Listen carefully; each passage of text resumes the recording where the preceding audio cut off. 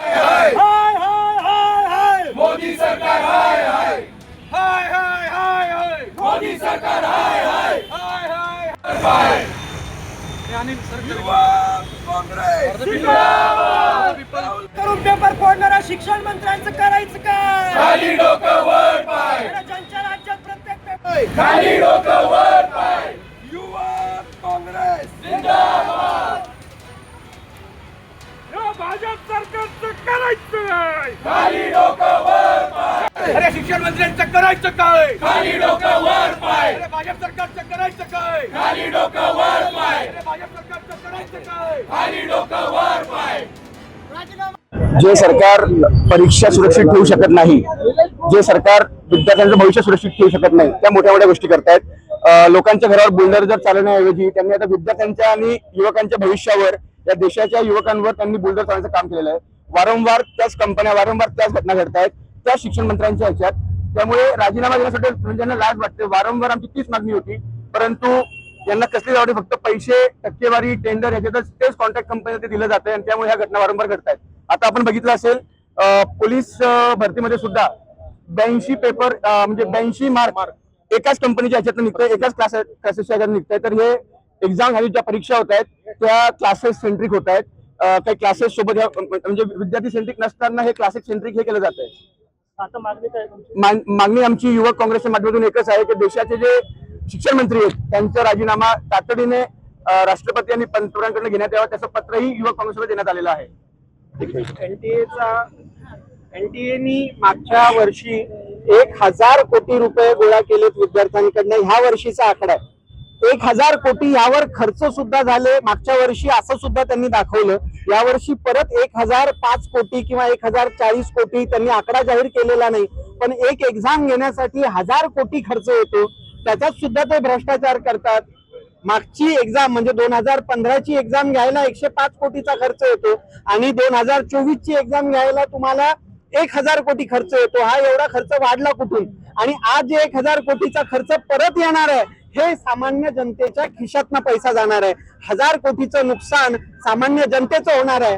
22-22.5 लाख विद्यार्थी जेव्हा रस्त्यावर येतात, परत मोदीजींचं परवाचं म्हणणं होतं की बाहेर निघताना तुम्ही विचार करा 22.5 लाख विद्यार्थ्यांना परत सेंटरवर जाण्यासाठी किती पेट्रोल खर्च होणार आहे, किती डिझेल खर्च होणार आहे, याचा सुद्धा आपण विचार करायला पाहिजे।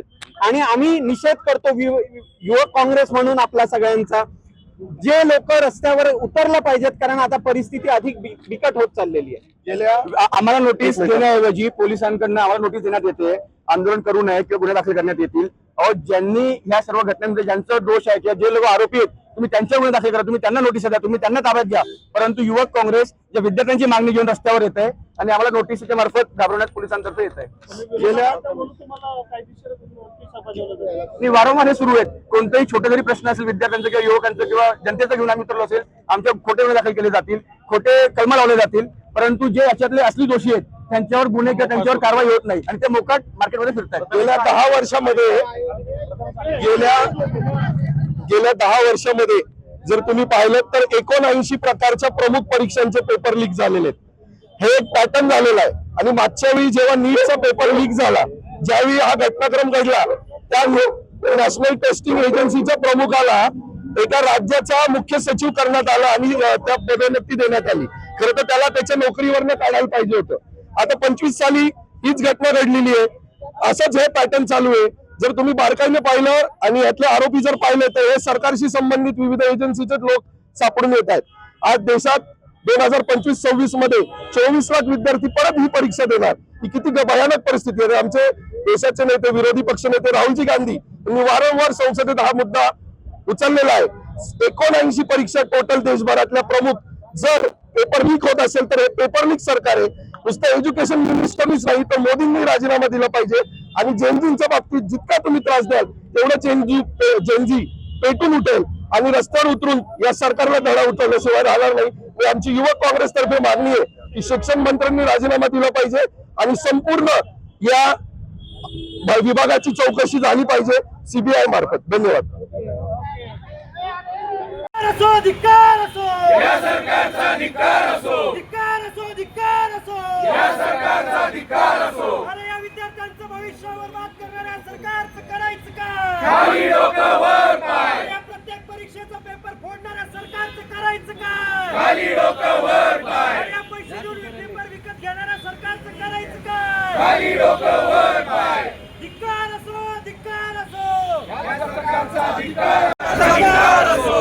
युवक काँग्रेस जिंदाबाद, युवक काँग्रेस जिंदाबाद, युवक काँग्रेस जिंदाबाद. राहुल जी अब संघर्ष करो, हम तुम्हारे साथ हैं, उदय जी अब संघर्ष करो. हम तुम्हारे है. भाजप सरकार हाय हाय. युवक काँग्रेस जिंदाबाद, युवक काँग्रेस जिंदाबाद. अरे नीट पेपरचा गैरव्यवहार करणाऱ्या या सरकारचा धिक्कार असो. नीट पेपरचा गैरव्यवहार करणाऱ्या या सरकारचा धिक्कार असो. 24 लाख विद्यार्थ्यांच्या आयुष्याची खेळगंडोळा करणाऱ्या सरकारचा धिक्कार असो. हाय हाय मोदी सरकार हाय हाय, हाय हाय हाय हाय मोदी सरकार हाय हाय. राजीनामा द्या, राजीनामा द्या. शिक्षण मंत्री राजीनामा द्या, राजीनामा द्या, राजीनामा द्या. शिक्षण मंत्री राजीनामा द्या. अरे या धर्मेंद्र प्रधानांचं करायचं काय? खाली डोकं वर पाय, राजीनामा द्या, राजीनामा द्या.